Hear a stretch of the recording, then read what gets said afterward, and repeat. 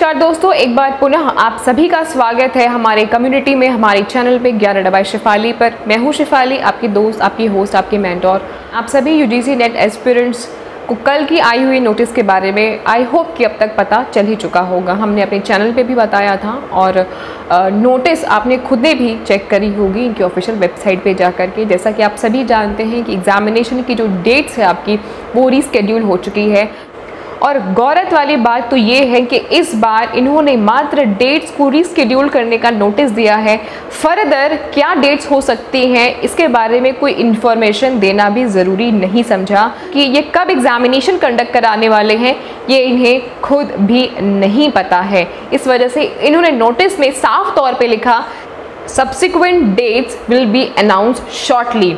तो इनकी जो डेट्स हैं वो भी अभी क्लियर नहीं है कि क्या हो सकती हैं। इट मीन्स कि आपने निर्णय तो बता दिया, लेकिन निर्णय बताने से पहले उस पर विचार नहीं किया, सोचा नहीं और उसका विकल्प की व्यवस्था नहीं की। मतलब आपने ऑप्शन पे बिना सोचे एक डिसीजन को दे दिया।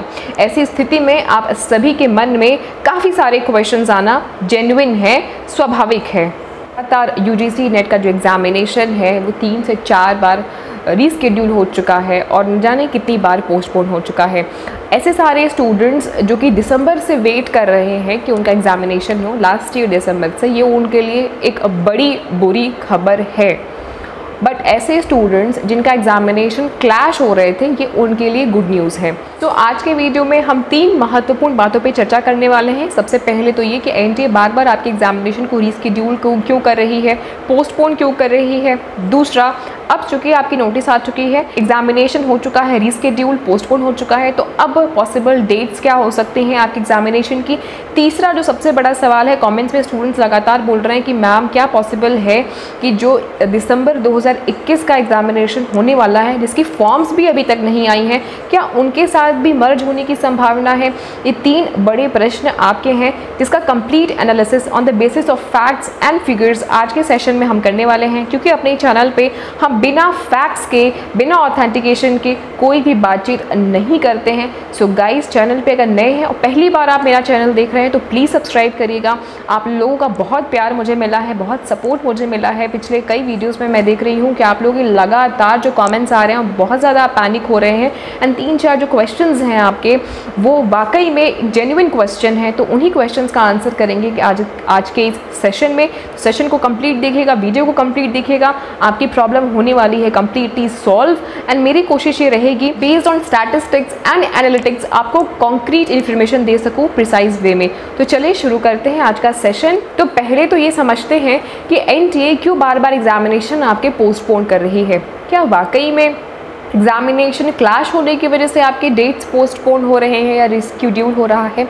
चलिए मानते हैं कि लास्ट ईयर दिसंबर 2020 की अगर बात करें तो वास्तव में लॉकडाउन की स्थिति थी, कोरोना की स्थिति थी, जिसमें एनटीए का या यूजीसी का कोई योगदान नहीं था। वहाँ पे इनका कोई रोल नहीं था, तो उनके पास में कोई ऑप्शन नहीं था। आपकी सिक्योरिटी और आपकी सेफ्टी के लिए एग्जामिनेशन पोस्टपोन किए गए थे। लेकिन अब जो हो रहा है, यानी कि अब एग्जामिनेशन के क्लैश होने की वजह से आपकी डेट्स को पोस्टपोन किया जा रहा है या एग्ज़ाम को रिस्केड्यूल किया जा रहा है, ये बात कुछ समझने वाली नहीं है।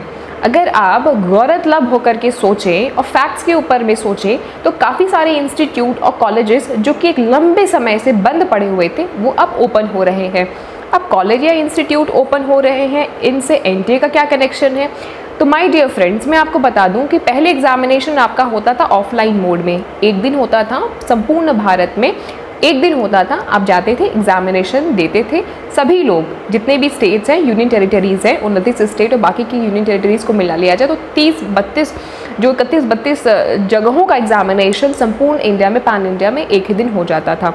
अब चूँकि इनको कराना है ऑनलाइन मोड में, सीबीटी मोड में, तो इनको चाहिए इंफ्रास्ट्रक्चर। इट मीन्स कि आपके लिए सिस्टम प्रॉपर चाहिए, working system, sitting arrangements properly होना चाहिए, नेट कनेक्टिविटी अच्छी होनी चाहिए। इट मीन्स कि ओवरऑल अगर हम समझें कि इंफ्रास्ट्रक्चर होना चाहिए, तो क्या इनके पास में अवेलेबल इंफ्रास्ट्रक्चर है कि आपका एग्जामिनेशन स्मूथली कंडक्ट करा सकते हैं? ये एक सोचने वाली बात है। अब जो मैंने आपको बोला कि बहुत सारे स्कूल एंड कॉलेजेस ओपन हो रहे हैं, रीओपन हो रहे हैं, उनका मैंने यहाँ पे क्यों रेफरेंस दिया, क्योंकि माय डियर फ्रेंड्स, जब आप लोगों के एग्जामिनेशन होते हैं तो सेंटर इंस्टीट्यूट्स में ही जाते हैं, और ऐसे इंस्टीट्यूट या कॉलेजेस में देखा जाए तो काफ़ी समय से इनके सिस्टम बंद पड़े हुए हैं और इनके सिस्टम यूज़ ना होने की वजह से रिपेयर नहीं है, इनके सिस्टम वर्किंग कंडीशन में नहीं है। तो ऐसी स्थिति में एक बड़ी भारी मात्रा में एनटीए को इंफ्रास्ट्रक्चर की नीड है जहाँ पे वो करा सके स्मूथ तरीके से एग्जामिनेशन, क्योंकि अगर इन्होंने कोई डेट दे दी और इनका इंफ्रास्ट्रक्चर उस हिसाब से डेवलप नहीं रहा, अपडेटेड नहीं रहा, तो टेक्निकल एरर्स की वजह से आप सभी के क्वेश्चंस ड्रॉप होने लगेंगे और ये लोग एग्जामिनेशन को कंडक्ट तो करा देंगे लेकिन वापस से इनको कैंसिल करना पड़ सकता है, या आपके लिए प्रॉब्लम्स होगी और इनके लिए भी प्रॉब्लम्स होगी। तो एक ओवरऑल मोटा मोटी समझे तो इनके पास में प्रॉपर इंफ्रास्ट्रक्चर नहीं है, इसीलिए इन्होंने एडमिट कार्ड को रिलीज़ ही नहीं किया था, एडमिट कार्ड्स की प्रिंटिंग ही नहीं हुई थी, एडमिट कार्ड ही प्रिपेयर नहीं हुआ था। और अगर एडमिट कार्ड प्रिपेयर हो गया होता तो इन्होंने एडमिट कार्ड इशू कर दिया होता। एडमिट कार्ड ना जारी करने का जो मुख्य कारण है या डेट शीट को ना जो इशू करने का कारण है वो ये नहीं है कि डेट्स क्लैश हो रहे हैं, ये तो स्टूडेंट्स बता रहे हैं कि सर हमारे डेट्स क्लैश हो रहे हैं, आप कैसे एग्जामिनेशन को कंडक्ट कराओगे। ऑब्वियसली एनटीए सेंट्रल बॉडी है जो एग्जामिनेशन को कंडक्ट करा रही है, तो उनको पता होना चाहिए डिसीजन मेकिंग बॉडी को कि बहुत सारे एग्जामिनेशन आपस में क्लैश हो रहे हैं, तो ये ऐसी डेट्स को क्यों रख रहे हैं। असलियत में जब ये डेट्स रख रहे हैं तो ये सोच नहीं रहे, सिर्फ एग्जामिनेशन को टालने के लिए ये डेट्स रखी जा रही है।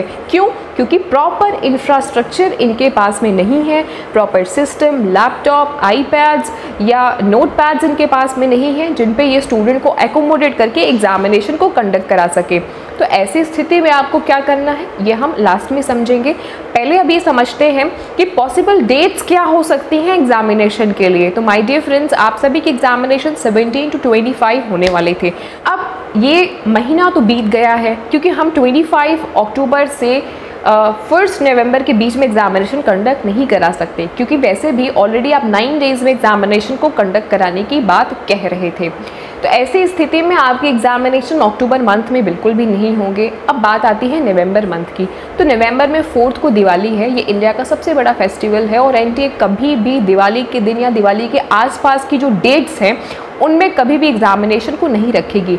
तो 4 नवंबर को है दिवाली, 4 नवंबर को तो डेट्स 101% श्योर है कि नहीं होने वाले हैं, बट 4 नवंबर के आगे पीछे डेट्स को भी ये नहीं रखेंगे क्योंकि इनका एग्जामिनेशन एक दिन का होता तो शायद ये किसी एक दिन रख सकते थे, वो दिन संडे का भी दिन हो सकता है। लेकिन एग्जामिनेशन ये कराने वाले हैं 5-6 स्लॉट्स में या 5-6 दिन में कराने वाले हैं। अगर इनका जो लास्ट अपडेट था उसके अकॉर्डिंग हम समझे तो 9 डेज़ में एग्जामिनेशन कंडक्ट कराने का सोच रहे हैं। अभी क्यों 9 डेज़ में कंडक्ट कराने का सोच रहे हैं हम इस पर भी आएंगे। तो अगर हम ये बात करें कि एग्जामिनेशन 4 को नहीं होगा और 4 के आगे पीछे डेट्स को भी नहीं होगा तो कब होगा? एग्जामिनेशन 10 तारीख को भी नहीं हो सकता, यानी 10 नवंबर को भी नहीं हो सकता, क्योंकि 10 नवंबर को है छठ पूजा, बिहार का बहुत ही बड़ा फेस्टिवल है। और ऐसी स्थिति में छठ पूजा के आगे पीछे डेट्स को भी नहीं हो सकता, मतलब 10 तारीख को भी नहीं हो सकता, 9 को भी नहीं हो सकता और 1-2 दिन आगे के डेट्स को भी नहीं हो सकता। अब काफ़ी सारे स्टूडेंट्स के माइंड में ये क्वेश्चन आ सकता है कि मैम फेस्टिवल्स की वजह से क्यों एग्जामिनेशन हमारे पोस्टपोन होंगे? तो देखिए, फेस्टिवल्स की वजह से एग्जामिनेशन पोस्टपोन नहीं होते हैं। बात ये है कि जिस दिन आपका एग्जामिनेशन होगा उस दिन कोई गस्टेड हॉलिडे नहीं होना चाहिए, कोई रिस्ट्रिक्टेड हॉलिडे नहीं होना चाहिए। ये इस बात का खास ख्याल रखा जाता है ताकि रश ना हो। और एग्जामिनेशन इनका कोई एक दिन नहीं है, एग्जामिनेशन की जब भी इनकी स्लॉट्स होगी वो सीक्वेंस वाइज 5-6 दिन चलेगा या 8 दिन चलेगा या 9 दिन चलेगा। तो ऐसा नहीं है कि एग्जामिनेशन किसी ऐसे दिन रखेंगे कि हैम्पर हो या हिंड्रेंस पैदा हो या कोई ऑब्स्टेकल्स हो। तो इस वजह से इनका एग्जामिनेशन जब भी होगा कॉन्टिन्यूअस मोड में होगा।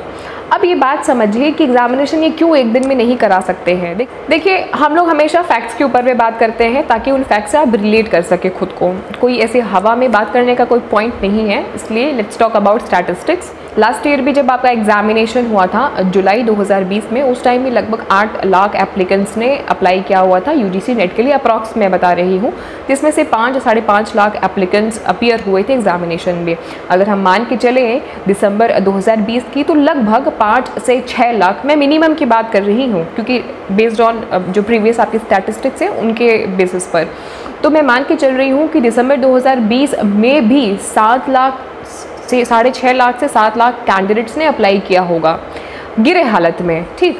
और जुलाई वाले भी क्योंकि इन्होंने मर्ज कर दिया, तो जुलाई में भी 4-5 लाख तो मिनिमम ने 5 लाख तो मिनिमम कैंडिडेट्स ने अप्लाई किया होगा। तो अगर हम 7 लाख पहले का मिला लें और ये 5 लाख अब का मिला लें तो लगभग 11-12 लाख कैंडिडेट्स आपके ऑलरेडी हो चुके हैं।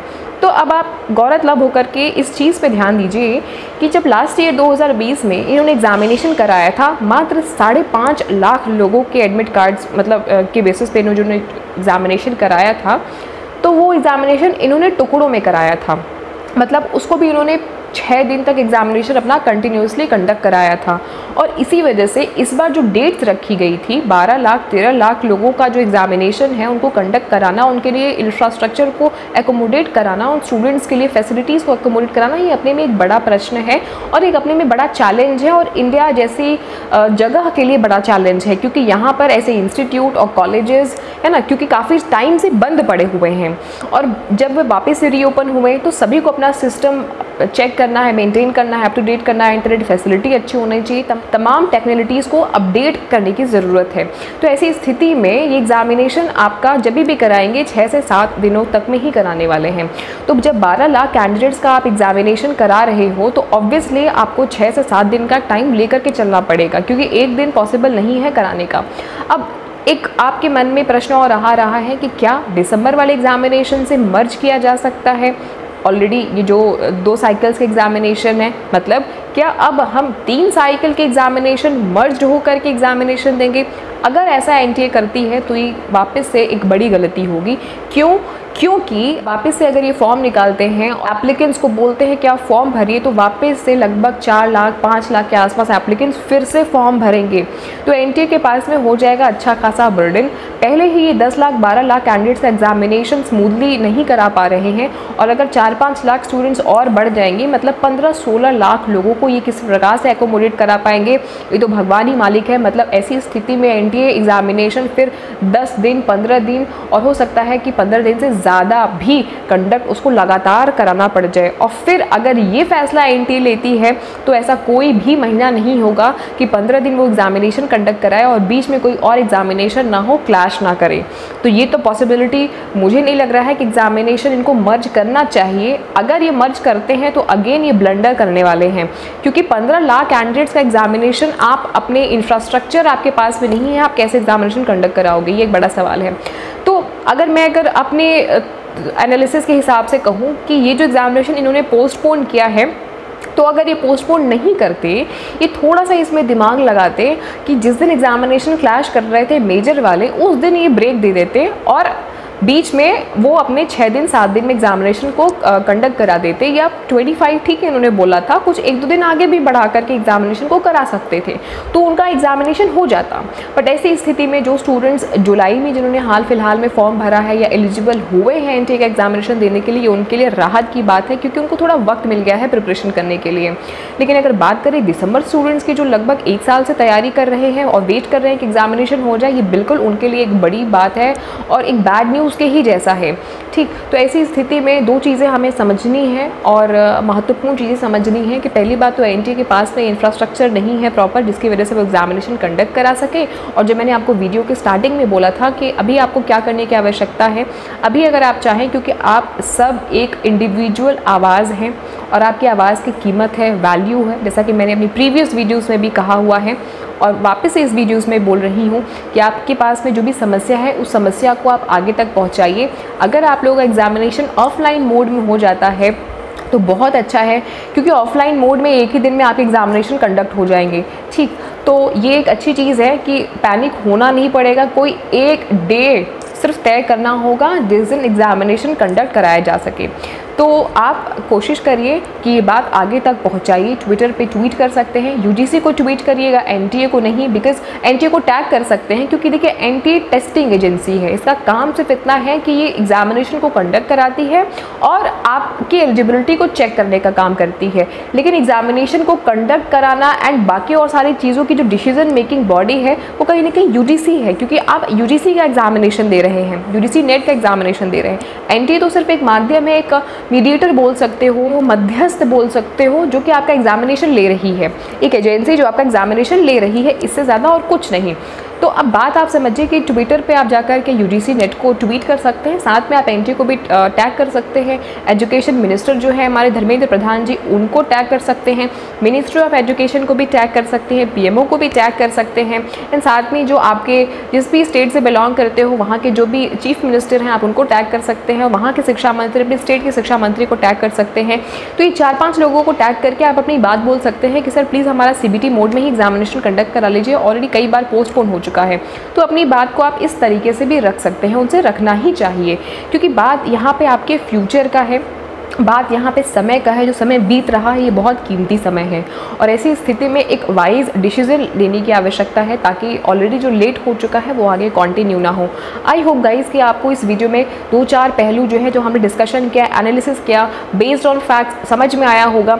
अगर एनटीए एग्जामिनेशन ऑफलाइन मोड में नहीं कराती है या UGC net examination offline mode में नहीं कराती है, तो ये मान के चलिए कि 10 नवंबर के आगे पीछे की जो डेट्स हैं, मैं अगर कहूँ कि 15 नवंबर अगर मैं एक डेट पकड़ूँ तो उसके बाद ही होने की पॉसिबिलिटी है। 15 नवंबर के पहले आपका एग्जामिनेशन होने की पॉसिबिलिटी नहीं है, क्योंकि इनको अगेन 6 से 7 दिन एग्जामिनेशन या 9 दिन में एग्जामिनेशन कंडक्ट कराना पड़ेगा। और रही बात मर्ज करने की, तो अगर ये मर्ज करते हैं तो 15 से 16 लाख कैंडिडेट्स को एकोमोडेट कराने के लिए वापस से इनके पास में इंफ्रास्ट्रक्चर नहीं होगा, और एग्जामिनेशन को कंडक्ट कराने के लिए इन्हीं जो डेट्स हैं, जो दिन का समय है, ड्यूरेशन है, वो बढ़ाना पड़ेगा। मतलब कि 9 दिन से ज़्यादा करना पड़ेगा, 12 दिन भी करना पड़ सकता है। तो ऐसी स्थिति में ऐसा कोई भी महीना नहीं होगा कि जब 12 दिन एग्जामिनेशन कॉन्टिन्यूसली एनटीए कंडक्ट कराए, या बीच में ब्रेक भी दिए अगर 1-2 दिन का, तो कोई और एग्जामिनेशन उसमें क्लैश ना करे। तो स्थिति पुनः वैसी बनी रहेगी, और सिर्फ तारीख पे तारीख मिलती चली जाएगी, और आपके जो समय है वो बीतता चला जाएगा, और आपका समाधान नहीं हो पाएगा।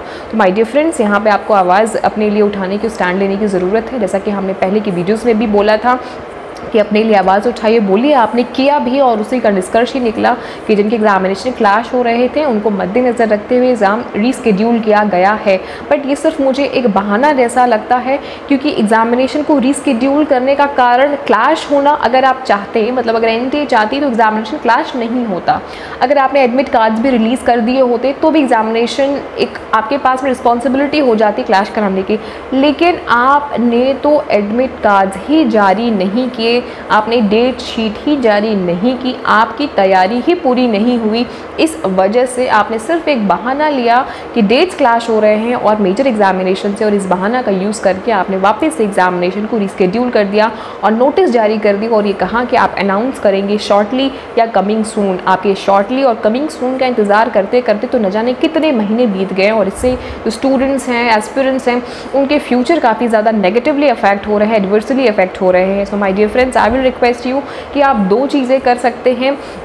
एक तो ये कि आप सीबीटी मोड जो आपका एग्जामिनेशन हो रहा है इसके अगेंस्ट में ऑफलाइन मोड का जो एग्जामिनेशन है इसके लिए आप अपील कर सकते हैं, रिक्वेस्ट कर सकते हैं। एक ही दिन एग्जामिनेशन हो जाएगा, सबका एग्जामिनेशन हो जाएगा। आपने 1000 रुपीज़ के फॉर्म्स फिलअप किए हुए हैं, फॉर्म्स की फ़ीस ली जाती है, तो किस लिए ली जाती है कि आपका एग्जामिनेशन इंडिविजुअल हर एक स्टूडेंट का एग्जामिनेशन स्मूथली कंडक्ट कराया जा सके। इस वजह से वो 1000 रुपये के शुल्क आपसे लिए जाते हैं।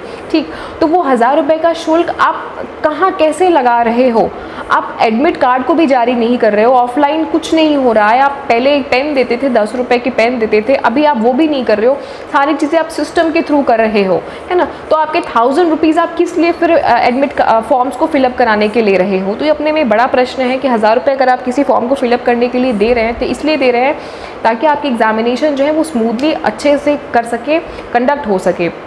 आपके लिए जो OMR शीट्स आती हैं, जो आपके लिए पेन वो लोग पहले दिया करते थे, अब ये सारे जो खर्च हैं वो कहीं ना कहीं कर्टेल हो चुके हैं, ख़त्म हो चुके हैं। तो ऐसी स्थिति में आप उनसे एक अपील करिए कि भाई आपकी एग्जामिनेशन ऑफलाइन मोड में हो, या तो फिर जब भी एग्जामिनेशन हो तो प्रॉपर इंफ्रास्ट्रक्चर अवेलेबल करके ही या प्रॉपर तरीके से एकोमोडेट किया जा सके आपको, वरना अगेन आपके टेक्निकल एरर्स की वजह से क्वेश्चन ड्रॉप होंगे, प्रॉब्लम्स होंगी, इंफ्रास्ट्रक्चर प्रॉपर नहीं रहेगा तो पैनिक आपको होना पड़ेगा। और हर केस में लॉस स्टूडेंट का ही होता है।